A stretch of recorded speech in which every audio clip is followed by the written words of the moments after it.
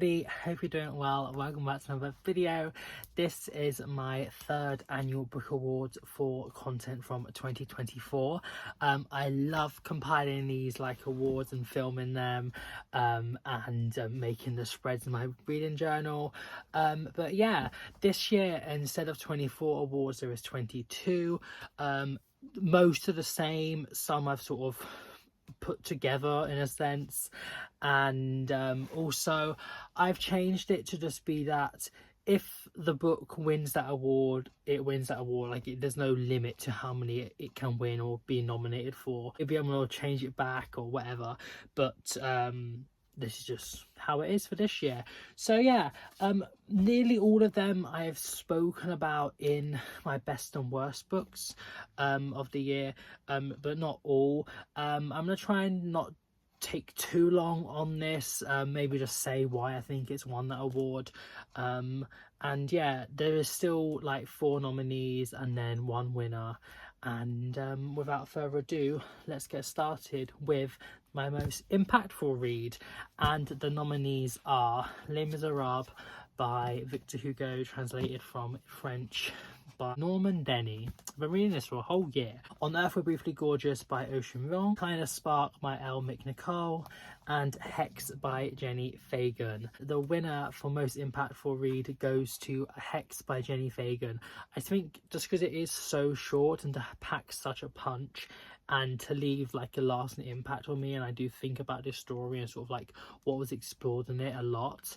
And yeah, I just really enjoyed this book, and I implore everyone to give it a read. Can I wait to check out Fagan's other work, if there is? I don't know, I need to check that.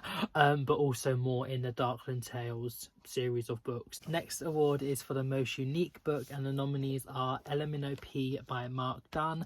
I'm just going to explain why I think they're unique. This is set out in letters between different characters, and also as the novel goes along, letters are removed from like the characters. They can't use these letters in like talking and writing and stuff, so the author also cannot use them because they are letter exchanges. And as you go along, he has to try and find ways to get around it, or you know, change words up a bit so they don't include those letters. It had a really good like concept. Execution less so, but yeah. In the Dream House by Carmen Romero Machado. This is her story of a domestic abuse situation with another queer woman, and it's like the before, drawn and after, and she creates this idea of like his dream house, and she used so many different like narrative forms to tell this story, and there's like non-fiction parts in here as well. I just thought it was just exceptionally clever just how her mind created this book and the way it was formatted. And then we also have Pity by Andrew Macmillan. Again, this has sort of like poetry and sort of like surveillance things, and like yeah, it's a weird one, but yeah, I really love like the way he uses different sort of like methods to tell this story and the way it's set out, and the change in between characters and like different timelines sort of in a sense as well. Yeah, really unique. And finally, Ghost of Button House Archives. This is just like so unique from what else I've read, because it's like letters and like badges, like correspondences, posters, postcards, sort of like a TV guide thing. Yeah, really fun. And the winner for most unique will go to In the Dream House by Carmen Maria Machado. It's unique the way it's formatted, but also just like it's just so clever. Like it's so clever, and I absolutely love this book, so definitely pick this up. Now for the most surprising read, and again I'll explain why I think they surprised me. Upside of Unrequited by Becky Albertelli. This surprised me because it's the primary focus is on a teenage girl sort of trying to like have a romance in a way, but it's about a big girl, and I understood her and I got her, and it explores so much more.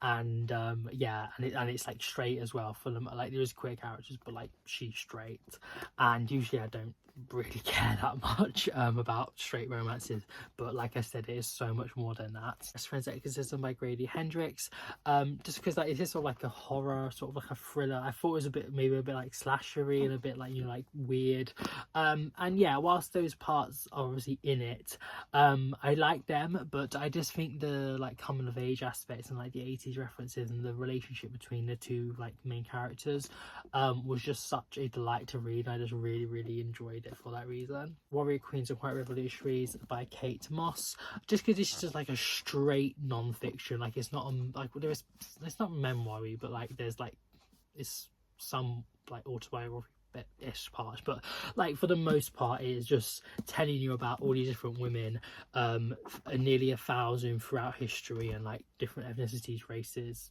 political views, religions, and what they did to create history. And whilst obviously I do like female voices and empowering women and understanding, like, you know, putting them where they ought to be, and the respect they deserve, just like a straight non-fiction, I wasn't expecting to love as much as I did, but yeah, this was amazing. It's Someone You Can Build a Nest In by John Wiswell, just because it's like, it's a fantasy horror, it's like a romance, and it's just like quite gruesome at times, but just the relationship between these characters was just so damn cute, and it sort of like made sense as well, parts as well. I just was like, me loving like a fantasy horror, unheard of, but yeah, I did absolutely love this, and the winner for the most surprising read is Someone You Can Build a Nest In, for those reasons. And yeah, I absolutely adore this book, so please check it out. The next award isn't a good one to get, but it's an award nonetheless, and that is for the most disappointing read, and again, I'll explain why. First up is The Lover by Marguerite Duras, which is translated from the French by Barbara Bray, I want to say, and yeah, I just, because so many people seem to love this, and it's French fiction about a doomed love, can't really go anywhere, and I just thought, like, it has my name written on it. It's also autofiction-esque, and I was just expecting to absolutely adore this book, but no, this really disappointed me. I kind of hated it. It was very messy, it was all over the place. It's more about her relationship with her mother and strangely abusive brother than it is about the lover storyline, but yeah, it just really disappointed me. I have Boulder by Aoife Alpazar, translated from Catalan by Julia Sanchez. This is disappointing because everyone seems to love it and like rave about it, and it's like amazing, but I didn't see that. I didn't understand why this main character stayed with the other one, and like there was supposed to be like an all-consuming love, but I'm like, I didn't really see that. You could, you know, just leave. The missing communication was just irritating. Just on the whole, the more I think about this book, the more like I think about I wasted my time on it. It's just like annoying. It's well written, but like, for what, you know, like what do you get out of it? Nothing really. Two that was on my 2024 list, Satisfaction by Nina Brewery. This isn't terrible, it's not terrible. I think it's like about a 3.5 star read. It's disappointing because I adored All Men Want to Know so much by this author. This is translated from Annie Sabbath Higgins, by the way, and I was just expecting like to love it at that level, but yeah, I didn't really enjoy it too much. I think it's well told, it's well written, it's well compiled, but there's just like some things you question, you're just like, oh okay, and just a few things that are a little bit annoying. Finally, one I hate to put on this list, but it does deserve to be here, is Giovanni's Room by James Baldwin. This I was expecting to adore, love, 6-star, 5-star jazz hands, like my creme de la creme book I was like gonna think about for the rest of my life. And whilst like it is well told, it is well written, it is really well written, and it's important, and it set a precedent for lots of queer books to follow from it.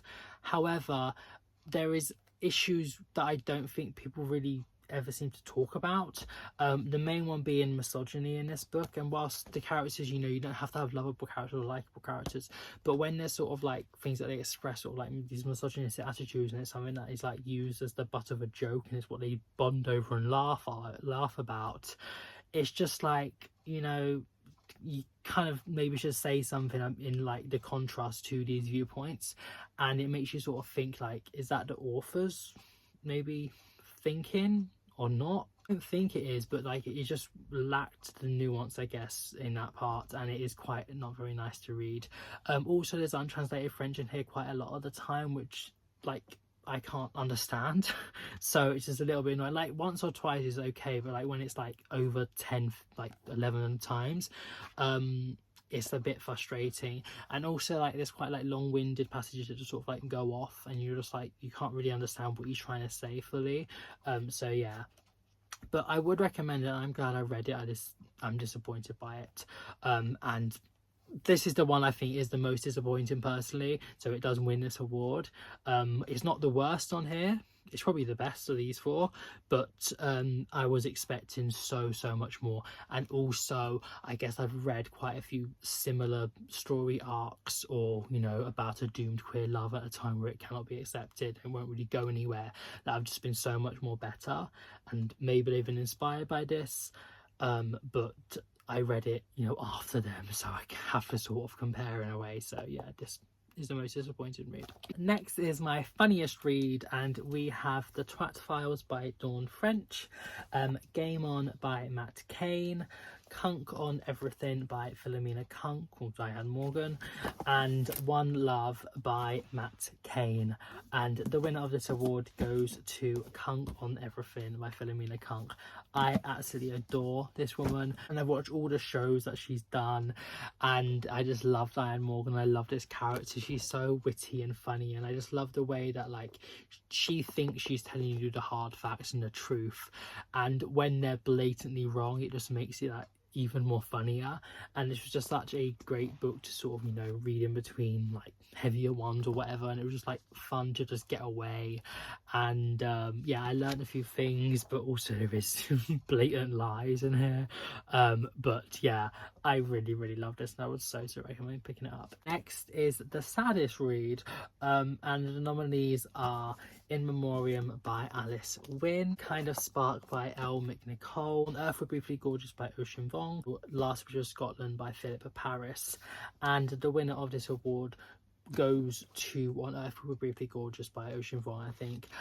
It's just very bleak, and it is quite upsetting. I think Last Bridge of Scotland is the one that made me cry the most. However, I just was also not great mentally, I guess, when I was reading it, but when I think back over the actual content of the book, I think this is probably the saddest, but it is, you know, worth it, I would say. It's about a man that is writing a letter to his mum that doesn't speak English, and he's telling her about the like generational trauma of the Vietnam War, and the way he experienced domestic abuse and child abuse at the hands of his mother and father, and sort of like their toxic relationship in a sense, and also like a love with another boy, and his like drug addiction and the way it came on, and the horrific nature of the drug crisis in America. It's really harrowing, but so beautifully written, so it's sort of a huge juxtaposition. The next two awards are very arbitrary. They don't really mean anything at all, and they don't dictate the content of the book. However, three of them do in my case, but that, I mean, it is not really related to it. But this is The Ugliest Cover, and the nominees are Take Me With You When You Go, The Lover by Marguerite Duras, Chronicle of a Death Foretold by Gabriel Garcia Marquez, and Death and the Penguin by Andrei Kirkov. There is a theme with three of them, with these, like a woman on the front, but I think my least favourite of them is probably Chronicle of a Death Foretold. I just don't like the lighting, and I don't know, it just makes me feel a bit uncomfortable, and just like, yeah, I just don't like this cover much at all. But yeah, also like these three are books I did not like much at all of, but it isn't related to the cover. The next is The Prettiest Cover, and one of these is actually of my worst books, and that is Witch by Rebecca Tamas. But this cover is beautiful. I absolutely love it, and I love like when it's like full spread. It has like these like women that are like, you know, doing like some sort of thing, and like the pink, and yeah, I just think it's a really beautiful cover. Then we also have Winter in Sokcho by Elisa Dusapin. I just love like this postcard, and yeah, I just think it's just really cool. Really like that. More Days at the Moroseki Bookshop by Satoshi Yokosawa. The first one won last year's Prettiest Cover Award.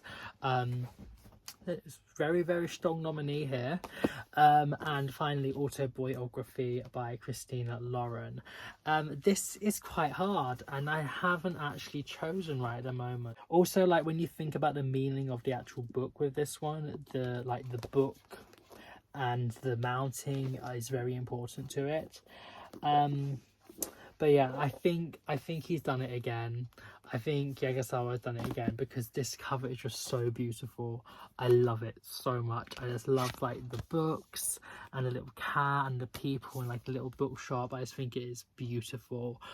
So yeah, congratulations. Next is for my best adult contemporary. I've changed this from just contemporary from that was in last year's, just to specify, I guess. But the nominees are Skin by Kerry Andrew, 14 Days edited by Margaret Atwood and Douglas Preston with the works of all these creators, Pity by Andrew Macmillan, and One Love by Matt Cain. And the winner of the best contemporary is One Love by Matt Cain. I adored this book so much.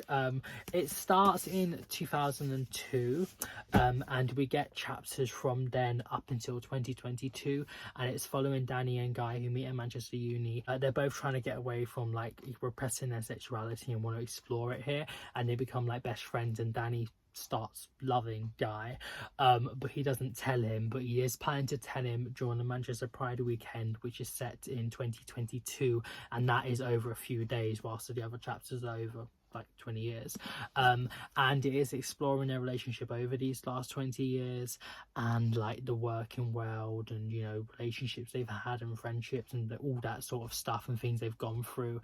And I think it perfectly explores sort of like queerness in the modern age, and different like struggles and problems, and just like so much in this book. It's also like a love letter to Manchester, and yeah, I think this is like such a great contemporary read, and also explores sort of like the pandemic, and in like a very well done way. And yeah, I just absolutely adored this book so much. So yeah, worthy winner of the best contemporary.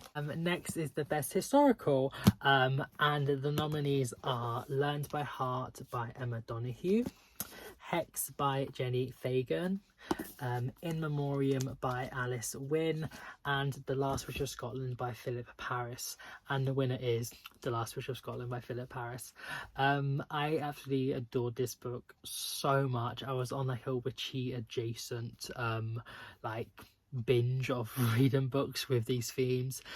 This it follows Ayla, who is fire damaged when she was younger, and her mother Janet, and they're in a small Highland town, and Janet is experiencing early onset of dementia, and they're just such lovely characters. People seem to like them. They sort of sell things and stuff, and there's also this traveling active entertainers who come from Edinburgh fleeing like a crisis, and the main like member of the group, Jack, sort of starts a friendship with the two women, or a romance with Ayla as well, and it's the first time that they're sort of having happiness again, and it's just so lovely to experience this with them.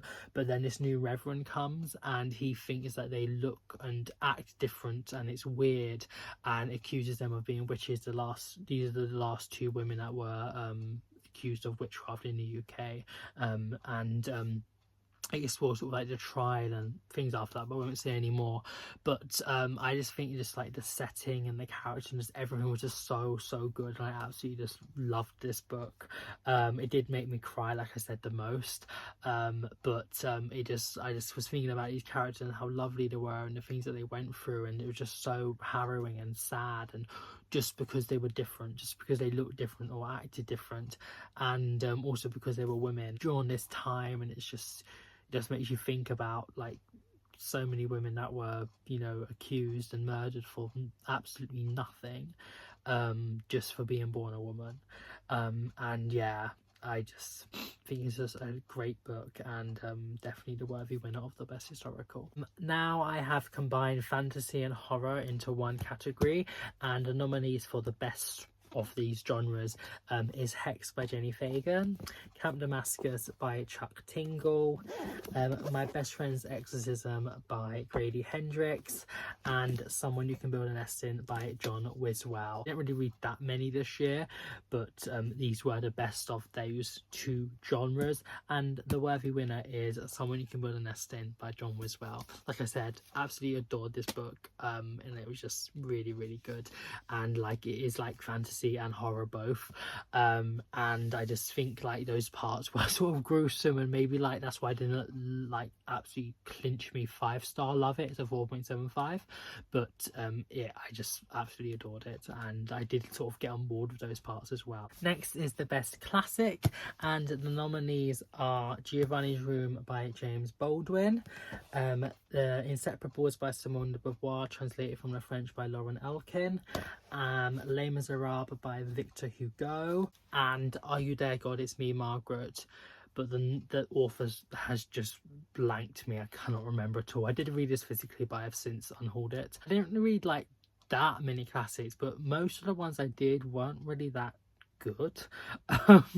But these four were the best, I guess, and the winner does go to The Inseparables by Simone de Beauvoir. This story was rediscovered and published first in 2020, so I don't know if it should be counted as a classic.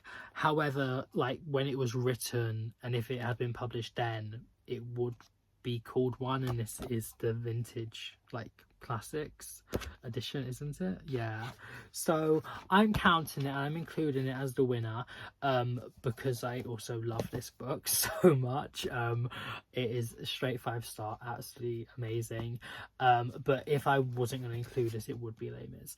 But yeah, this is like autofiction-esque. It's following Sylvie and her new friend Andre, like meets her, I guess, and they start exploring like themes of sort of like philosophy and politics and, you know, lots of different things, and it sort of shapes the amazing mind on to become Simone de Beauvoir.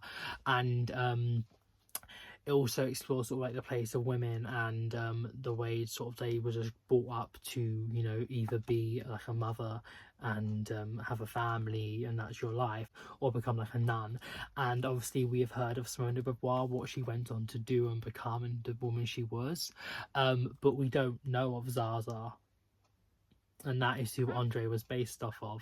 And yeah, it just explores all that relationship and what was possible or not possible, I guess, for women at the time. And yeah, I just think this is just so beautifully written as well. It's so much like Underlined and Starred, and it just, yeah, I just absolutely adored this book. It's such a worthy winner for the best classic, even though, you know, you can argue, but it's my award show and I get to choose, so it wins. For the best non-fiction award, with the nominees are Kunk on Everything by Philomena Kunk, Warrior Queens and Quiet Revolutionaries by Kate Moss, In a Dream House by Carmen Maria Machado, and Gender Explorers by Juno Roach. And the winner for this award is In a Dream House by Carmen Maria Machado. Like I said earlier, this is really unique and like what the story is.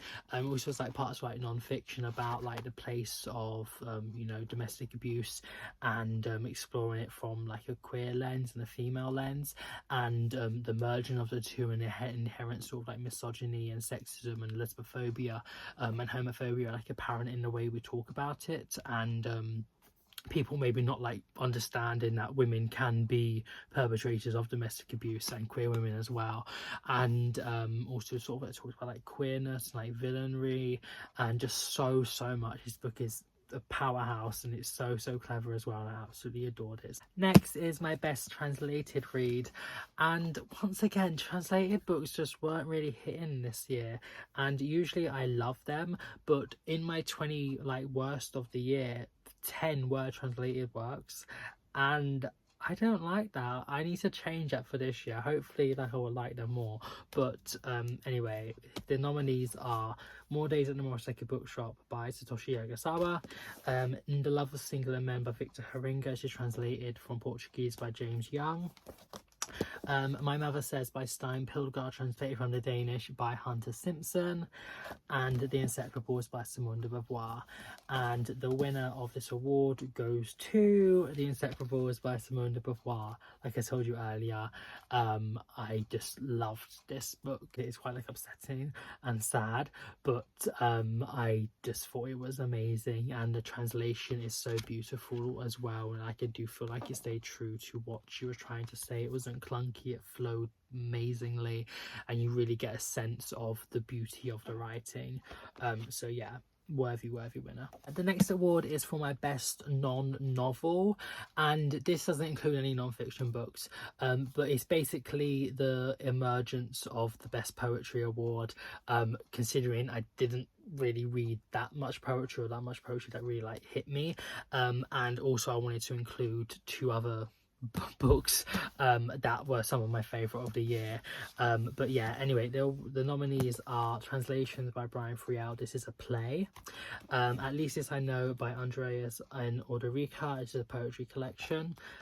Bone by Yosta Daly Ward, a poetry collection.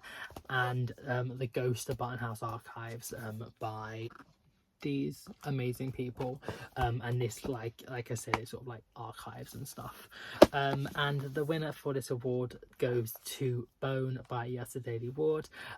This is, like I said, her poetry collection. Last year I read her poetry memoir, The Terrible One. I absolutely loved it. This I did really enjoy. I gave it 4.75 stars. It does need to have a reread, I think. It's really well written, and she explores a lot in this about sort of like queerness and like being a black woman, and like femininity, and like dealing with like mental health issues and like other problems that she's come across. And I just really got like more of a sense of who she is, and yeah, I just really enjoyed this book. I think it's so like well told, and I would so recommend it. Next is my best YA book, and I didn't really read that many this year, but these are the nominees. Autobiography by Christina Lauren, The Upside of Unrequited by Becky Albertelli, A Good Guy's Girl to Murder by Holly Jackson, and Hideous Beauty by William Hussey. And the winner of this award does go to The Upside of Unrequited by Becky Albertelli. This I just absolutely love, like I was saying earlier about the reason why it was surprising, and I just really got on board with the main character, and I loved sort of like what she was experiencing. I was just like very relatable as like a bigger person, and these themes of sort of like everyone around you like having these different experiences and like growing in life, and sort of having romances and relationships and stuff, and you're thinking like, well, when's it my turn? Like, when am I going to be able to have these experiences and stuff like that, and the power of sort of like taking a chance and like what ifs and stuff, and how like you're obviously scared to put yourself out there, even more so when you are bigger, because the fear of rejection is like a bigger possibility, but you have to sort of like overcome that, and you know, take these what ifs, because you're never really going to have anything if you never do so. So yeah, I really love this book, and it was like sort of like a hidden gem, I guess, for me. Next is the best child or middle grade book, and I possibly think these are the only 4 I read, so they're all the nominees by default, but I absolutely adored one of these books, and I did want to, you know, have its own award, because it wasn't going to really win any other ones. But the nominees are A Kind of Spark by Elle McNicol, Glitter Boy by Ian Eagleton, The Velveteen Rabbit, I'm sorry, I can't remember who it's by, and also Are You There, God, It's Me, Margaret, by the person that you can see on the screen. And the winner of the best child or middle grade book is Glitter Boy by Ian Eagleton. I adored this. I loved it so much. This is following James, and I think he's in like his last year of like primary school, and he just like loves Mariah Carey and dancing and singing to her songs and things. He loves his nan as well, but she has started having falls, and their relationship is like this, so like also his gay teacher is going to have a wedding, but his dad won't let him go. Why do you think? But also this boy has started bullying him and calling him that word, and like it's like presuming he's gay and thinking that this is a problem, and so he's going to bully him for this reason. And it's just like exploring like his life in a way, and how this bullying sort of like grows and grows and grows, and he's just trying to learn, he's just trying to be a child, he's just like trying to like live basically, and other problems and stuff like in his life. And it just like explores so much, and I just think it's just so good to have this book for the intended middle grade audience. And there's so much to learn from it, and yeah, I just absolutely loved it. And also like the main character James, I did feel some like relatability to him sometimes, and also I felt like he reminded me of Charlie from The Madonna of Baltimore, which was my favourite book of last year. This book talks about like remembering those from our past, especially sort of like the queer vanguards, and all the improvements that we've made up until today, but like he is still being homophobically bullied, so there is still, you know, steps to take, and it is such a worthy winner of this award. Next is the best graphic novel or manga book, and the nominees are Cherry Magic Volume 2 by Yu Toyota, Nimona by N.D. Stevenson, I believe. I did read this physically and I do have the copy there. However, it's like under a pile of books and I don't really feel the need to get it out. And also the other two that I've forgotten the name and I feel so bad, but it is Boys on the Right Volume 4 and My Ultramarine Sky, which are all manga books. And the winner of this award does go to Boys Run a Riot Volume 4. I really love this book. I think it's such a great ending to the series. It's following a young trans boy and how he starts a clothing brand with like his friend, and they're both sort of like outsiders in a sense, but they come together for their love of fashion, and just exploring this and sort of like not, you know, sticking to the status quo, and you know, trying to find their own identities and like their friendship and other people that they meet along the way and the hardships that they face. But it is like quite inspirational, and yeah, I just really enjoyed this book. And also the translator Leah McDonough, I believe, it's by Keito Gasku, I remember now. They were all like trans like in the team, which I felt was like really good, and it explores sort of like the trans experience of this teenage boy in Japan. And I just think it's like very important for a story like this for people to have. So yeah, that is a worthy winner. Next award is for the most beautiful writing, and these are the nominees: James Baldwin's Giovanni's Room, USA Daily Award's poetry collection Bone, Simone de Beauvoir's The Inseparables, and On Earth We're Briefly Gorgeous by Ocean Vuong. And the winner of this award does go to On Earth We're Briefly Gorgeous by Ocean Vuong. Like I said, some of the content is harrowing and very sad. However, the writing is just so beautiful, and it's just so well told.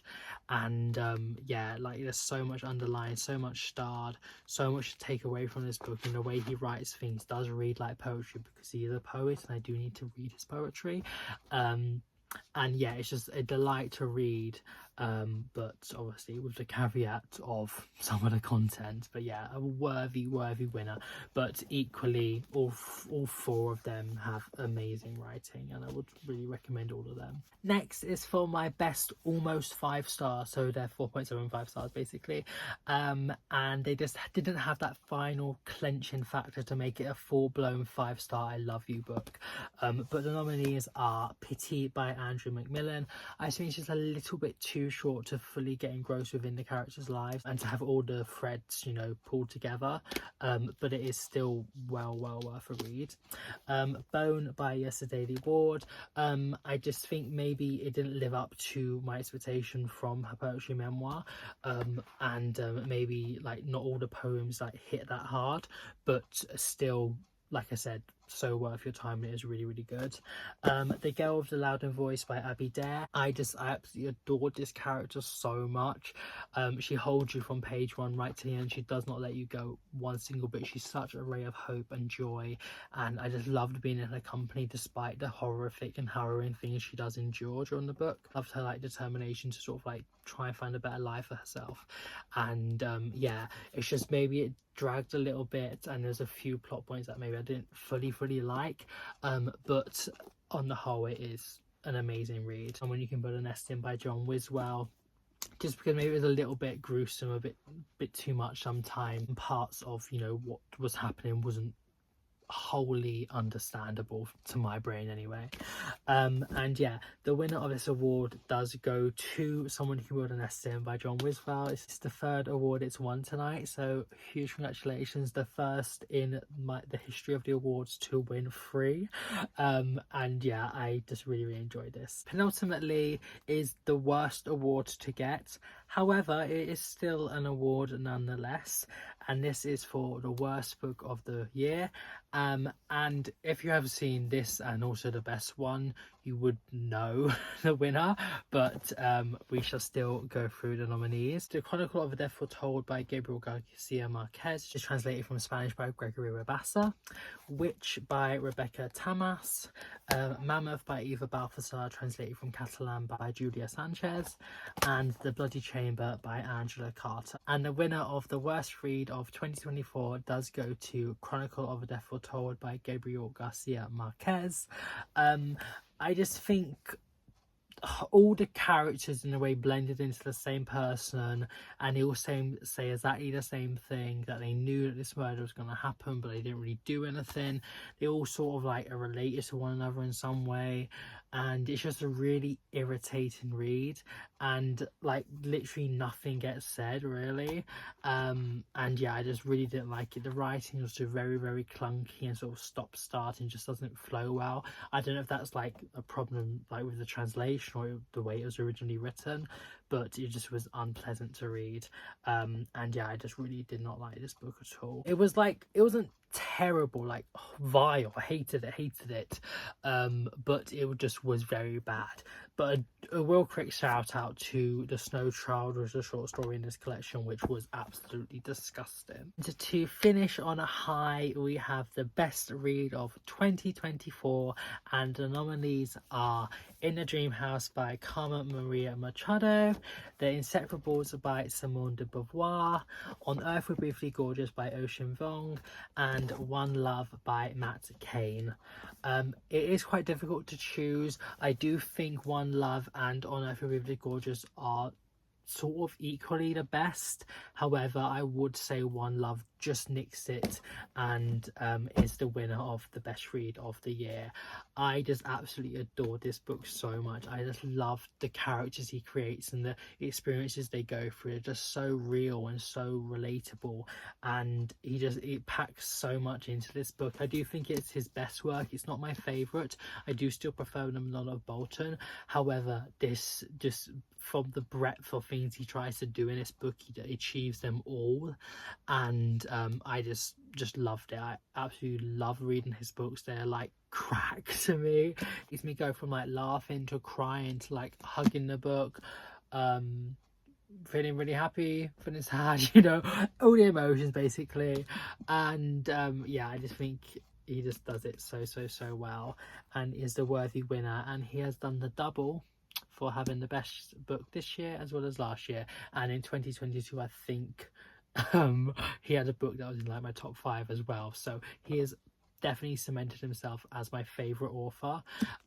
However, if Philippe Besson has more translations into English, he may retake the spot, but we shall just see. Anyway, I really hope you enjoyed today's video. I love doing these and thinking of all the awards and stuff. And yeah, I hope you have a nice morning, even night, wherever you are in the world, and I shall see you very soon. Bye.